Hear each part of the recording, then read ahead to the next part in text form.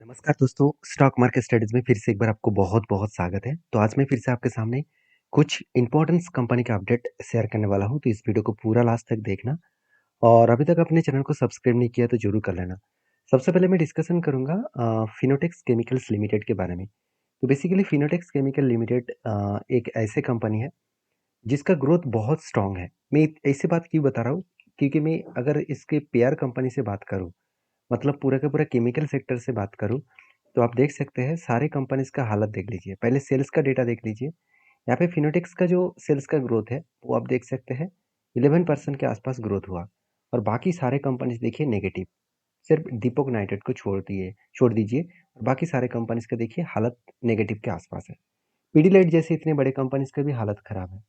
उस जगह पे फिनोटेक्स केमिकल ने अच्छा खासा खुद को रिप्रेजेंट किया। उसी तरीके से अगर अपनी प्रॉफिट ग्रोथ को क्वार्टरली देखूँ, तो यहाँ पे भी क्या हुआ?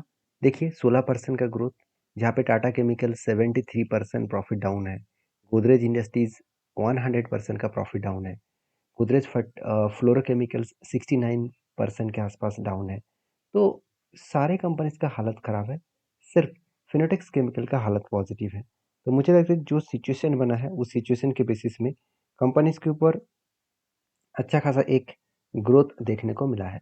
तो इस ग्रोथ के हिसाब से जो लोग सोच रहे हैं कि कंपनीज़ के ऊपर कब जर्नी देखने को मिलेगा, तो उसके लिए बता दूँ कंपनी की जो इस बार रिज़ल्ट है, वो जल्द से जल्द आपको देखने को मिलेगा 9 तारीख को और 9 तारीख का जो रिज़ल्ट आएगा, तो पॉज़िटिव रिज़ल्ट आने का चांसेस है। ऐसे बात बताने का जो मकसद है, वो मैं आपको चार्ट में एक अभी दिखाऊँगा। उससे पहले देख लीजिए पिछले साल में जो सेल्स किया था, उससे ज़्यादा सेल इस बार किया। और एक्सपेंस को भी कंपनी कंट्रोल में रखा और उस बेसिस में कंपनी का नेट प्रॉफिट 26 करोड़ से 30 करोड़ बने। मतलब एक अच्छा खासा नेट प्रॉफिट का ग्रोथ यहाँ पे देखने को मिला, जो ग्रोथ कंपनी को आगे बढ़ाने के लिए और पोटेंशियल करने के लिए काफ़ी है।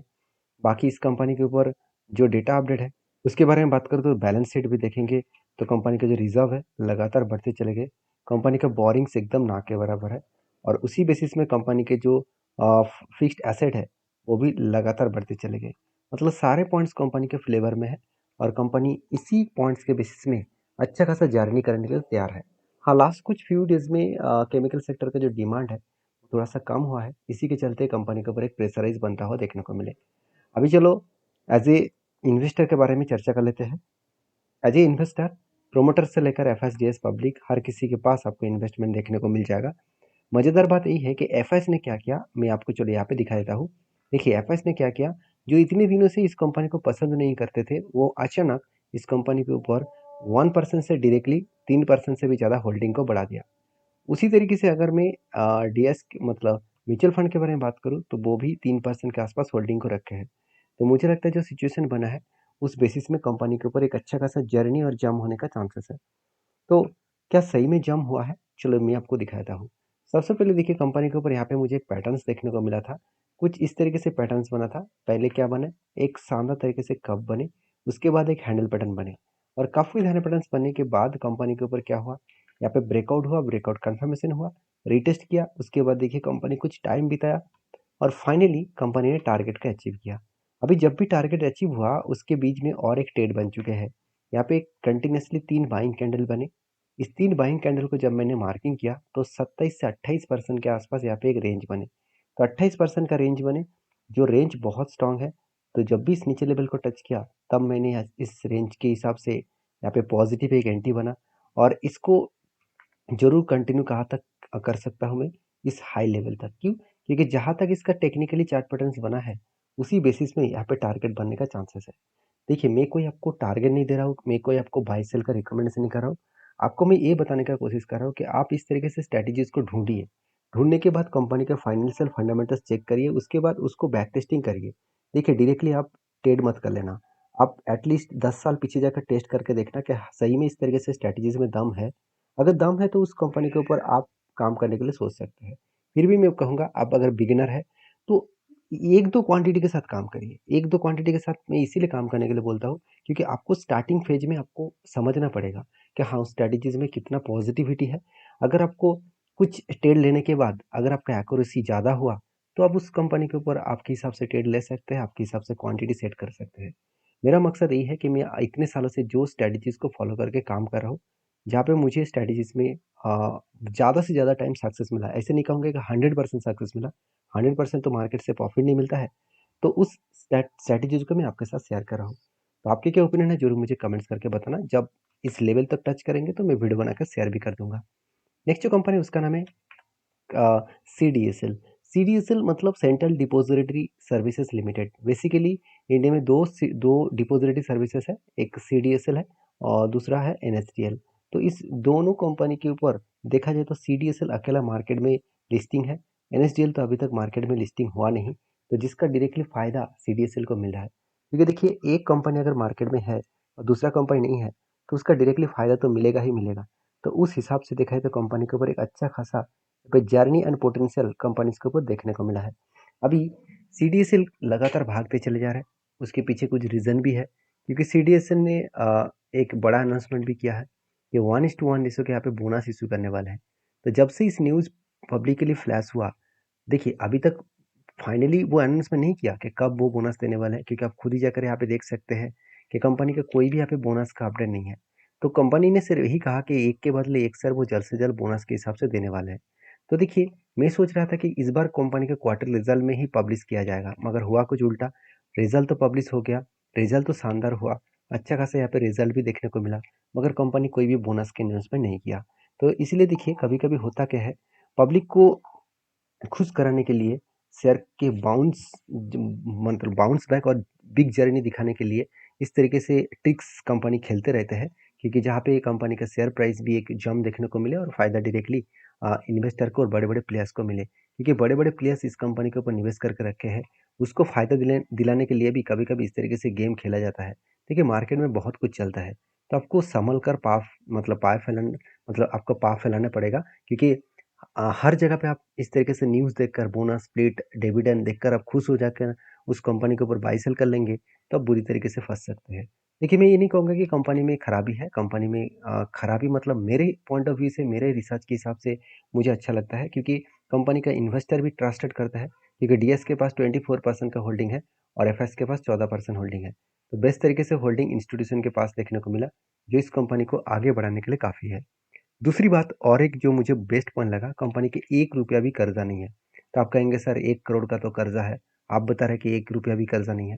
देखिए, आपकी जेब में मान के चलिए 23,960 रुपीस है, और उस जेब से अगर किसी को आपको 1 रुपया देना पड़े, तो क्या उसको आप उस 1 रुपया देने के लिए आप टेंशन करेंगे? बिल्कुल नहीं ना। तो इसीलिए ज़ीरो कर्जा या मान लीजिए। तो बेसिकली कंपनीज़ की जो ग्रोथ है वो पोटेंशियली पॉजिटिव है, तो इसलिए मैं इस कंपनी के ऊपर पॉजिटिव हूँ। और एक चीज़ मैं और भी आपको दिखाना चाहूँगा, जिसको देखकर इस कंपनी के ऊपर जो ट्रस्टेड फील है वो और भी बढ़ जाएँगे, क्योंकि देखिए मार्च, अप्रैल और मई इस तीनों मंथ में अच्छा खासा यहाँ पे बाइंग किया गया, और यहाँ पे फरवरी मंथ में कुछ क्वांटिटी सेल ऑफ किया गया, जून मंथ में कुछ क्वांटिटी सेल ऑफ किया गया। मतलब जून और मतलब फरवरी मंथ में जो क्वांटिटी सेल किया गया वो बहुत छोटे-मोटे अमाउंट था, और जो बाइंग किया जा रहा है वो बहुत ज़्यादा क्वांटिटी के साथ बाइंग किया जा रहा है। तो मेरे हिसाब से कंपनी के ऊपर पॉजिटिव में थिंकिंग रखकर चल रहा हूँ। बाकी इस कंपनी के ऊपर जब एक रेंज ट्रेड बना, मतलब यहाँ पे एक रेंज बना, इस रेंज के बेसिस में मैंने जब इसको ब्रेकआउट हुआ, रीटेस्ट किया, इसके ऊपर पॉजिटिवली कुछ थिंकिंग रखकर मैं कंटिन्यू कर रहा हूँ। और मेरा टारगेट एक बहुत बड़ा टारगेट है, क्योंकि ये कोई छोटा-मोटा टारगेट नहीं है। मैं हमेशा इस तरीके से स्ट्रैटेजीज़ के ऊपर 1:3 रेशियो का टारगेट लेकर चलता हूँ। देखिए, मैं टारगेट हमेशा मेरे खुद के रिस्क और मैनेजमेंट करके ही काम करता हूँ। तो आप जब भी किसी भी कंपनी के ऊपर काम करने के लिए जाएँ, तो आप एक बार आपके सेबी रजिस्टर्ड एडवाइज़र के साथ बातचीत करके काम करिए। क्योंकि किसी को देखकर, यूट्यूब वीडियो देखकर आप ब्लाइंडली उसके ऊपर फॉलो करेंगे, ब्लाइंडली उसके ऊपर टेल लेंगे, तो आपके पोर्टफोलियो के लिए बहुत नुकसानदायक हो सकते हैं। तो हमेशा आपको खुद के ऊपर भरोसा करके काम करना होगा। नेक्स्ट जो कंपनी उसका नाम है angel one. Basically angel one one my favourite company है।